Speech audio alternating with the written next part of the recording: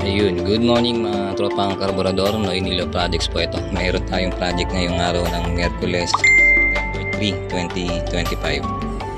Subukan natin yung carb na binuo natin.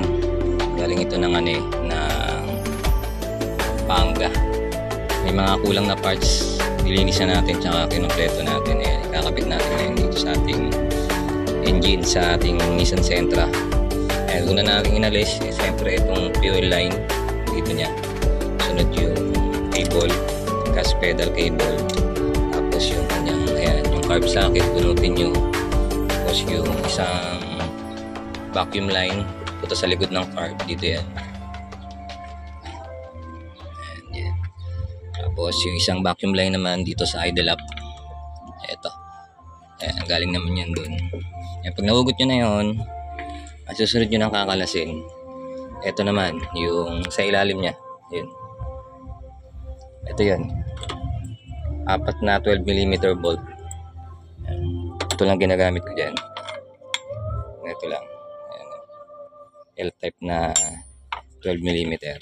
Ayan, pag naalis nyo na yung apat na bolt, ayan, pwede nyo nang iangat to. Sa akin kasi hindi ako naglalagay ng beta gray, kaya pwede ko na itong iangat. Gaganyanin ko lang yan. Ayan, yun, tanggal na siya. Hindi na kasi ako naglalagay ng beta gray dito. Ayan, normal na may nalabas na konting coolant dyan. Basta huwag nyo lang tatanggal, bubuksan to para hindi lumabas ng tuloy-tuloy yung coolant. As yun, pwede nyo natin ikabit to.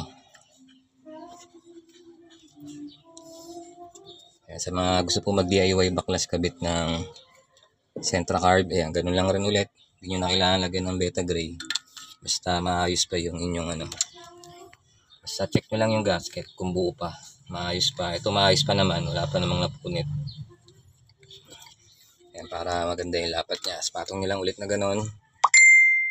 Tapos vice versa, kung ano yung huli nyong tinanggal, yun naman yung una nyo ikakabit. Ang huli nating tinanggal, itong una nating ilalagay, yung sa ilalim ng carb, para kumapit siya dyan sa intake manifold. Lagay natin itong 12mm sa ilalim dito. Ayan, sa ilalim ng carb, dito yan nilalagay, sa pinakailalim niya. Kumpletuhin nyo lang. Ayan, sa ilalim tayo nag ayan,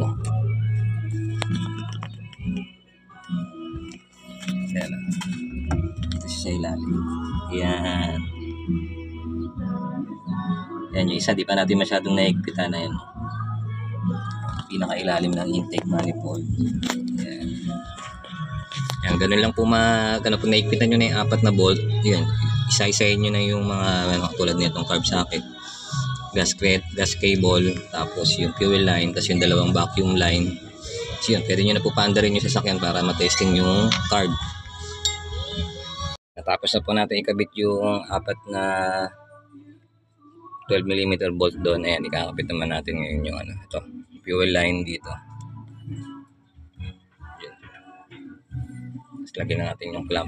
Mamaya wala pa tayong tagahawak ng camera. As ito, gas cable, nakabit din natin yan dito. Nakabit na natin yan, sunod nyo na yung, ayan, nalagay na rin natin yung carb socket. Ayan, tapos ito, yung fuel line, ito dito lang naman to sa likod ng carb. Ayan siya itutusok, tabi ng air and fuel mixture. Ayan. Tapos yung isa ito, wala pa siyang idle up, kukunin pa natin to.